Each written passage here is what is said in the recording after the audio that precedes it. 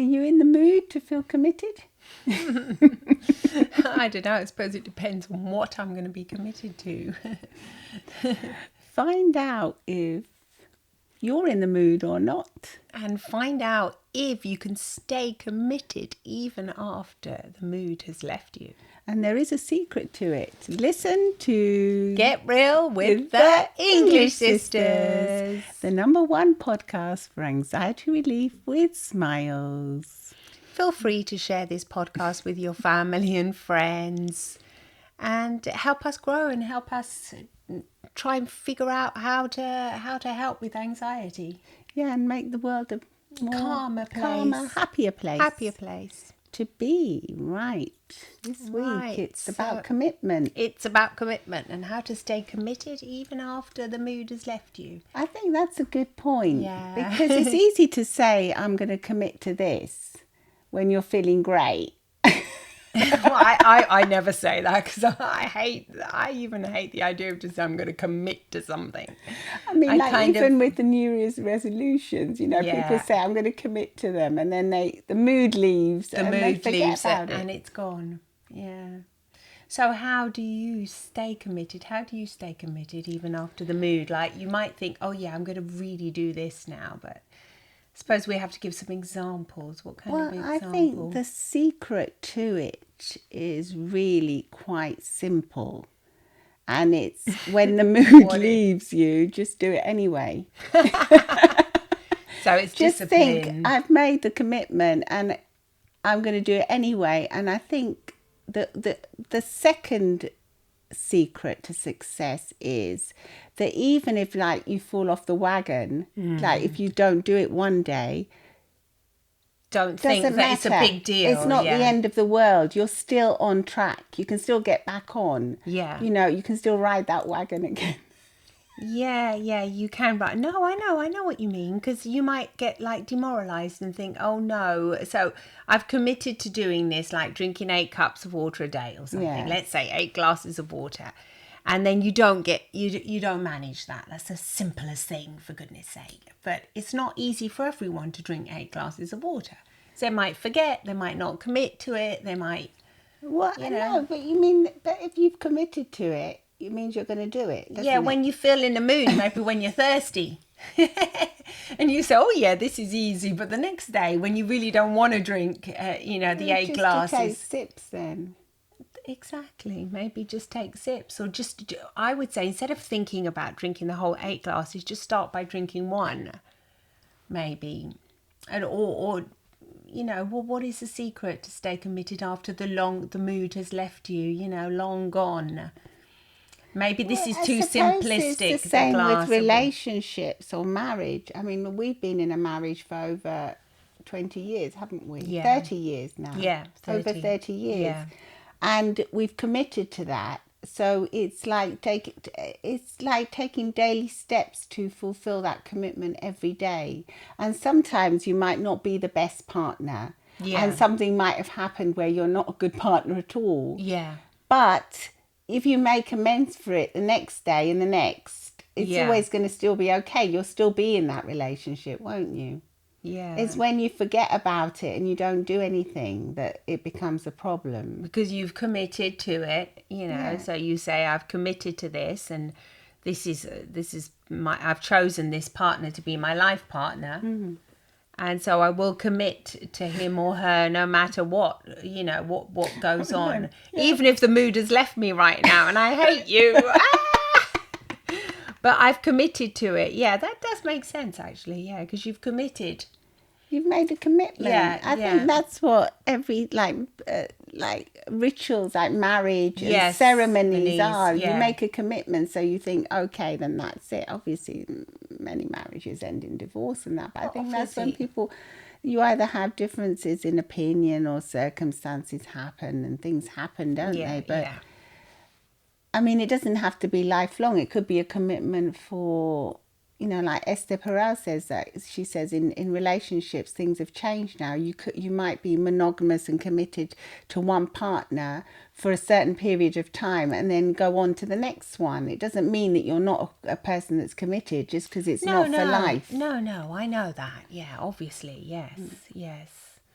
I get that, yeah, and I can appreciate that, because you can change, and sometimes one of you can change so much that you're not really on the same level, are you? You know what I mean? Do you know what I mean? You're on the same page. You know, Yeah. it's just too much change.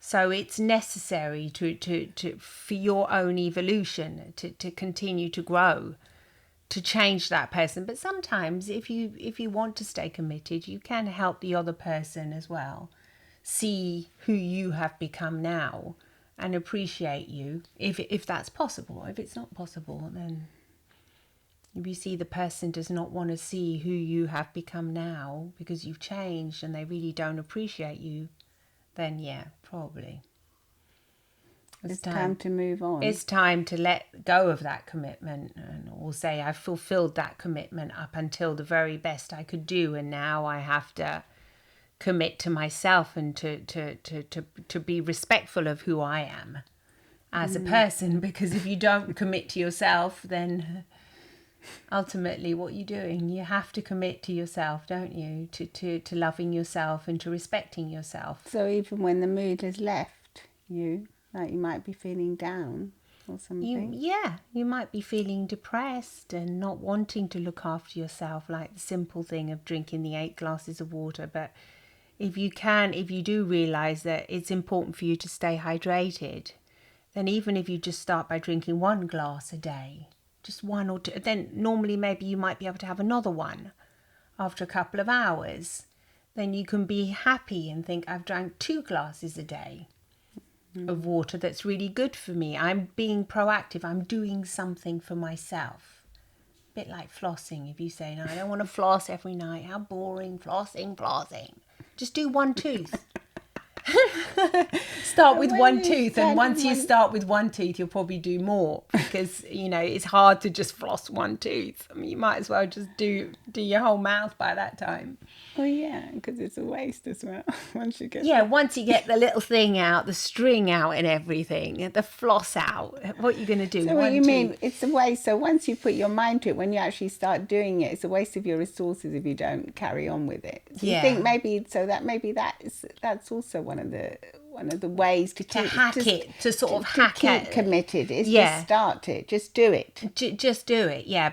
And don't think, oh, this is a big deal. Just do one little thing, like 1 tooth. Just floss 1 tooth, and then just see how you feel about flossing the others. Drink 1 glass of water, and then see if you can, be progressive about it. Get on the treadmill and then see how long you can do. Yeah, it's like what we used to say when we first went to gym. Oh God, half an hour on that treadmill. No. But we used to say, let's just do 5 minutes. Yeah. And then often after the first initial 5 minutes, you would want to do a little bit more, and you would do 10 minutes and then 15 and sort of build it up gradually. Yeah, I know this has been said and done before, but it actually does work. So it is a way to stay committed, even after the mood has left you, because it's so easy for the mood just to leave us so fast. As human beings, we're not robots. I think when the mood leaves you, when it's not a habit, once it becomes a habit, it's harder for the mood to leave. That's a really good point. So let's make it a habit. Create a habit around it. Once your ritual habit. Well done, yeah. Once your brain has the habit, they love habits. Our brains adore habits. They'll stick to them like forever. So if you've got a habit, you'll want to do it. You'll find yourself, it's a certain time. You will want to do it because the habit has set in. So get that habit solidified. You have to do it for 21 days, apparently, to get the habit really ingrained into your brain. Yeah. Like with fitness, I haven't been able to do it because I was under the weather for a few days. And I really missed it because it's become a habit of actually working out, doing the weights. Yeah. And it's a self-care thing that I really enjoy, and when I can't do it, it frustrates it, and I miss doing it. So even though the mood is, you might not want to go down to your little area. No, I don't want to go down to my little area where I've created the gym area because it's cold outside and you have to leave the house. You have to leave your main house and go down there, don't you? Yeah, but then I think how lucky I am to have an area where I can work out in. It is lucky, and how privileged I am and how wonderful it is, and And even like my daughter, she just does it in her tiny, tiny little flat in London. Yeah. It's just one room, but she still manages she to manages do it. it, and it's a moment of self-care for yourself. And once it becomes a habit, then the mood can leave you, and you might not feel like putting your gym clothes on or whatever, your workout clothes on, but No. you know that you want to do it. Because it's like an automatic little Yeah, it's program an that just automatic fires response, off, yes. doesn't it, in your brain, and it tells you at that certain hour you are going to work out. And it is like hypnosis in a way, because you will work out. You want to work out at that time. You look at and you say, oh look, it's 6 o'clock in the evening. That's when I used to do it. Oh yeah, all right. And all of a sudden you find yourself. Used to. Yeah, I don't do it now. And then you go and you put your training clothes on, and then you go and do it. No, I mean, I kind of started again on the treadmill, but it's been on and off. Had some but health that's the important issues. thing, isn't it? To be even if it's off, don't beat yourself up about it and just think, okay, I haven't been able to do it, then that's it, that's finished. No. My commitment's finished. I Just actually keep enjoy going. it. Yeah. Just keep going. Get back on. Get back on. Yeah, I'm doing a that's bit the more secret. slowly now. Yeah, just putting take it, it just easy. walking. Yeah, but I've done it again. I've started it again. Yeah, definitely. Yeah. Because I think things will slip you up when you make a commitment. There will be that thing where you say if you want to give up drinking or something, there will be that time when you have a drink and then you think, oh no, I had a drink. Well, just start again the next day. Yeah. Well, that's what they do in Alcoholic Anonymous. It's just day one again. Day by day. You just go on, and then the next day it's a fresh start. It's a fresh start, yeah. So it's like a fresh commitment. Yeah, absolutely. And in the long run, if you do keep recommitting, it's not really a problem, because, I mean, we're not telling you to, I'm not trying to say, mess up and then recommit on purpose. No. But obviously, if you do mess up and you do have a drink, or you do whatever you're doing that you don't want to be doing, a habit, say if you're eating fast food and you're trying to eat healthily, whatever it is that you're doing, just think, well, okay, it was one day, never mind, just start again the next day. Yeah, I really do think the secret to staying committed even long after the mood has left you is to create a habit, like what you said, because I think that is a great hack. And I know that in order to create a habit, you're going to have the patience and do it for a certain amount of days. But once it's a habit, it will be so easy for you to just drink that glass of water, or, put your gym clothes on, or do that, because then it's automatic, and your brain, you don't even have to worry about it. You'll want to do it. And behind creating a habit, what is there? There's discipline, I think. You have discipline. To force you have to yourself. kind of like stay committed to creating the habit. So you have to be tough on yourself. So it's a bit of tough love as well, I think. Tough love, yeah. And just think, yes, I'm going to do it. I'm going to do it. I'm going to do it. I'm going to do it. Yeah, and build it up slowly and do it. Because it's so easy to get lethargic and say, oh, I can't be cold bothered. today. It's cold, it's raining, or whatever. No, I want to have fun. Yeah, I can't Life be bothered. is hard. Who cares? Let's have some fun. Let's go partying. Let's go and do this. Let's go and do that. And then, if you feel great after it, but when you find it's not what you want anymore, it's not doing you any service, not doing any it's not being helpful to you, and you find you feel bad the next day, and you don't feel good. It's like you're committed to going to work, aren't you? Because you need the money. You need to get a job, and so go back to work. No, because go back to work. Because how do you get yourself out of bed every morning to go to work? You're committed to it. Well, it's a habit, isn't it? It's a habit, but it's also a necessity. And so if you're going to commit to something, you want to make it something important enough for you for it almost to be a necessity. Like if you're going to commit to your health, you know that you really need to commit to your health, because if you've got a healthy body, then you're going to be able to function for longer and stay. Well, a healthy body equals a healthy mind, doesn't it? A healthy mind, yeah. So you want to stay around long enough, don't you, as well? You want to live long. Most people want to live a really long life. I do. And I think the other way around as well, a healthy mind creates a healthy body, because we're all interconnected, aren't we? Nothing works just by itself. No. Like your arm won't just work on its own without your brain. No. So you need everything. You need all of you. You need all of you, and sometimes it can be overwhelming. Definitely. Because they say, oh God, like you got to eat brain food. You've got to nurture your neurons. What is brain food? Like some green leafy stuff, It's just a Mediterranean diet, really. No, it's not. Apparently you're supposed to eat a lot more of those greens. It's not just the because we're in Italy. We know what the Mediterranean diet here is. It's just a little tiny portion of greens that they Not enough protein. Not enough protein. Come on, let's say like what, so you've got to, it can... I think it can be overwhelming if you take it too seriously. Yeah, you got to take it like with that pinch of I think with a pinch easiness. of je ne sais quoi. Yeah.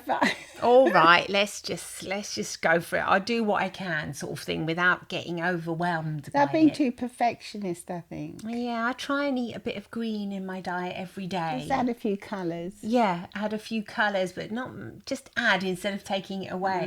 Like that could be. That's what I'm trying to do now for January. That's why I'm speaking about it.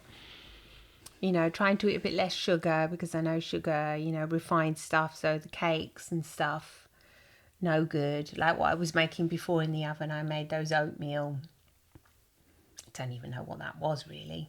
What is that? It's your invention, isn't it? It's my invention. I just put some oatmeal and some of that kruska. What's that called? That oatmeal fibre. Oatmeal fibre. Like, put some eggs in there and just put it in the oven. Just rolled it out. What else did I put in there? Greek yogurt. Made like a flatbread with oats. Yeah, with oats, so that I could eat that in the morning instead of having the sweets, because here in Italy you have a lot of sweets in the morning, like cakes and stuff. Cornetti. Or brioche things. Yeah, brioche and that. So I don't want to eat that in the morning, so I've done that. Yeah, but you haven't eaten that for years, have Nah, that's not really a new commitment.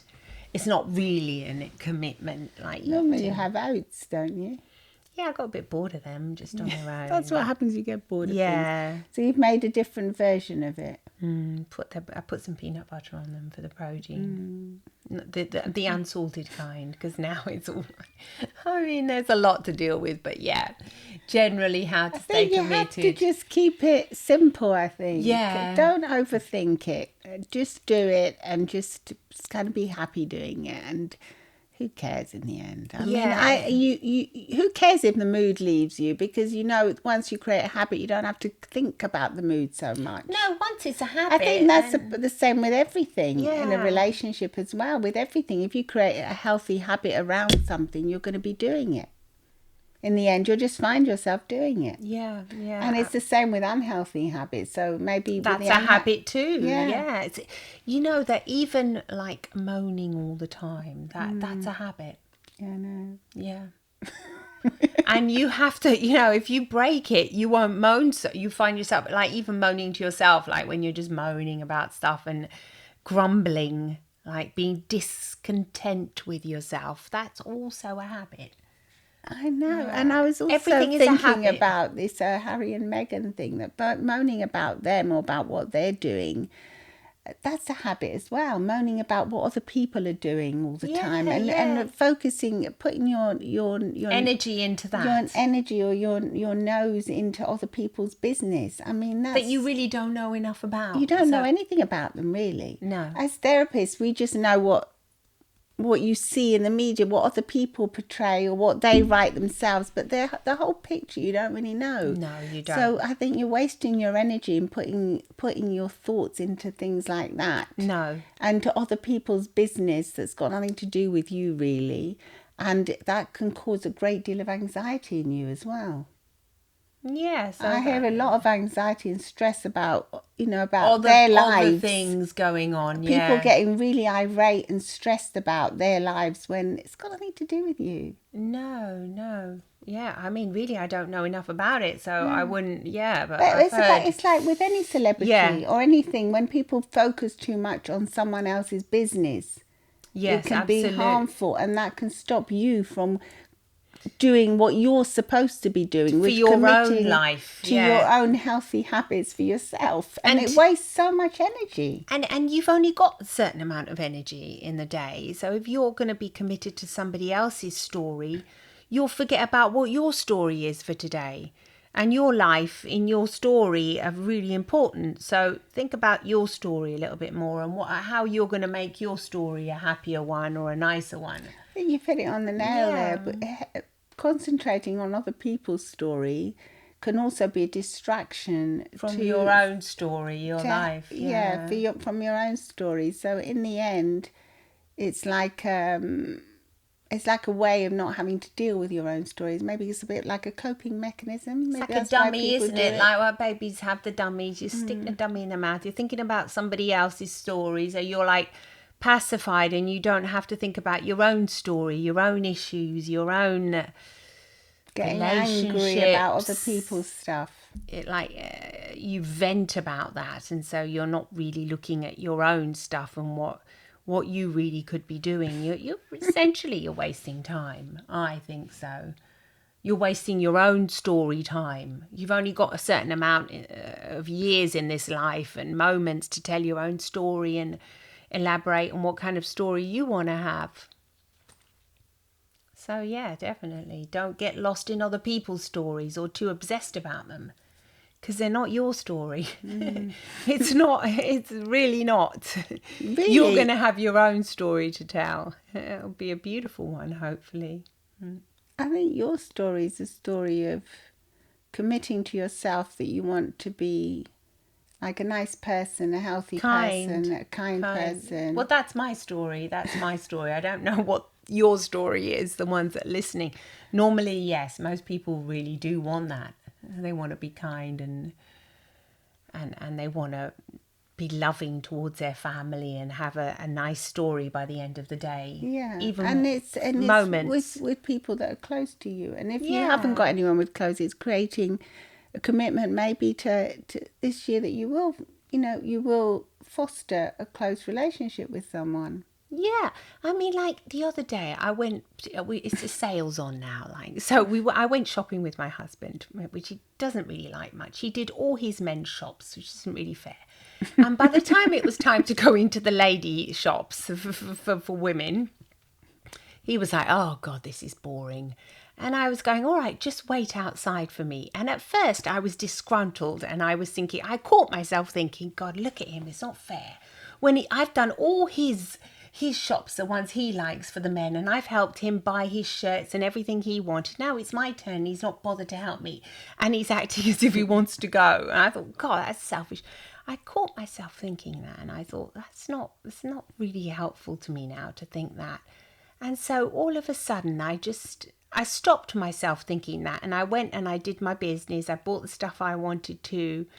Then I came back outside, and then I went in another shop, which is like a haberdashery, like stuff that I know he hates as well. And then while I was paying at the till, I just saw him outside. And he was just holding the bags and everything. And I just thought, gosh, how lucky I am that he is there outside waiting for me. I have somebody who loves me, who's waiting for me out there. I got so emotional when I just saw him there just waiting, and I thought, I just hope that for the rest of my life I will be able to see him out there waiting for me. So I'm almost crying because it made me cry. I was so emotional because I just saw him, and I thought, wow, there I have the man of my life who I've always loved, and he is just, thank God he's there waiting for me, because that was a complete reframe from thinking you were hard done to thinking how lucky you were. Yeah, and then every store I went into, and I would look at him, and I got a chance to see him from quite far, and he was there waiting for me. Sometimes I couldn't find him, and I would turn around, I felt like, God, where is he? And then there he was there, and it was like this. And I thought, that's what he's been in my life, this constant solid presence. And how lucky have I been to have had him for so many years, that even though he may not be that, seem as if he's not really helping me, but he sure is there. He's there, and that's what I appreciate. That's how I turned it around. You did a good job there. I did a good job, yeah. So there you go. I mean, that was my story, and I thought now today, at the end, I didn't even tell him. At the end of the day, when we were having dinner, I told him, and he said, "What are you trying to do?" Still trying to make me cry now because he was doing his business accounting. He said, "It's not the right moment." I said, "Stop it."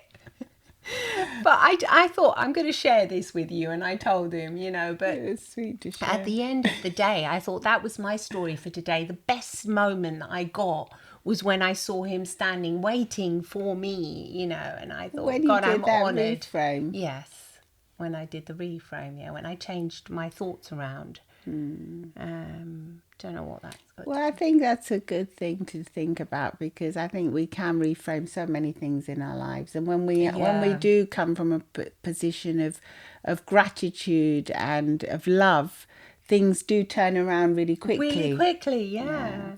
And we put ourselves in other people's shoes as well. Yeah, absolutely. So Well, let us know what you think. What are you going to commit to in 2023? We're definitely going to commit to staying with you and continuing our weekly episodes on Get Real with the English Sisters and many more things. Many more things. Commit to health and fitness and yes, getting traveling a bit more this year. Traveling definitely. Yes. Let's travel more. Let's get moving again. Let's get moving.